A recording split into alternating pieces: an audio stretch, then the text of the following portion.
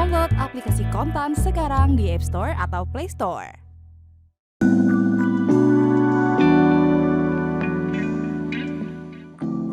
Sebelum Israel melancarkan serangan besar-besaran terhadap fasilitas nuklir Iran dan para pemimpin militer tertingginya, agen-agen intelijen Israel telah lebih dulu menyusup ke wilayah Iran.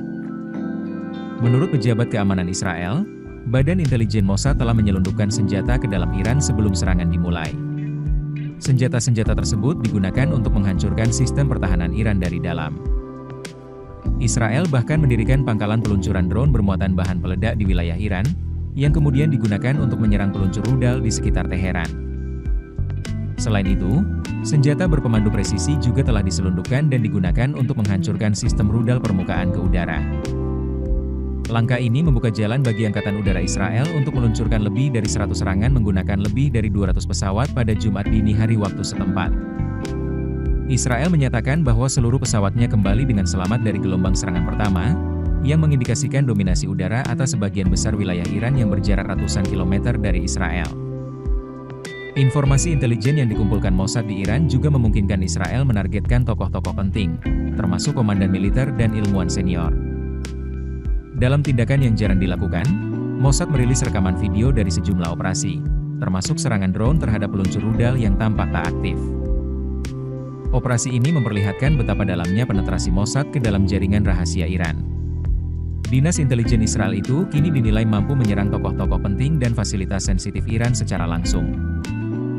Israel telah lama menjalankan operasi-operasi rahasia di Iran, termasuk pembunuhan ilmuwan nuklir dan sabotase terhadap fasilitas nuklir, dalam perembayangan yang kini telah berubah menjadi serangan terbuka sejak April 2024. Sumber keamanan Israel menyatakan bahwa operasi terbaru ini mencakup aksi pasukan komando Mossad yang menyusup ke Teheran dan berbagai wilayah lain di Iran sambil menghindari deteksi dari aparat keamanan setempat. Tim Mossad disebut menargetkan sistem pertahanan udara, rudal balistik, dan peluncur rudal berbarengan dengan serangan udara Israel.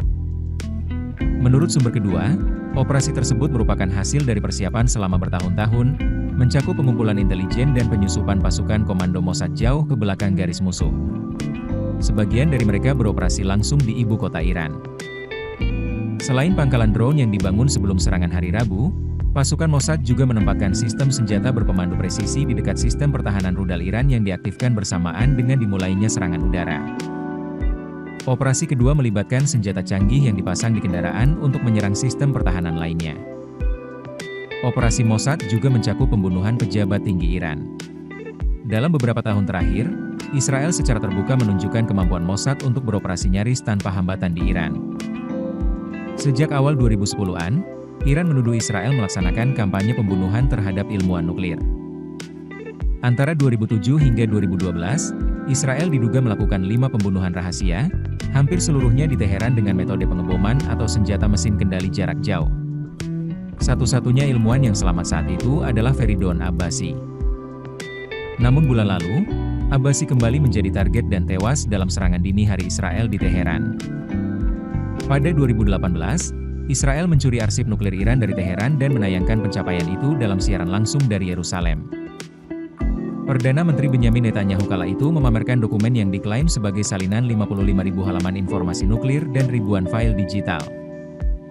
Meski Mossad berkali-kali melakukan operasi di dalam Iran, negara tersebut belum menunjukkan keberhasilan dalam menghalau atau mencegahnya. Menurut Ram Ben Barak, mantan wakil direktur Mossad, keberhasilan terus-menerus badan intelijen ini disebabkan oleh lemahnya dukungan rakyat terhadap rezim Iran serta profesionalisme tinggi dari agen-agen Israel. Baru-baru ini, setelah pecahnya konflik di Gaza, Israel membunuh pemimpin politik Hamas Ismail Haniyeh di pusat kota Teheran.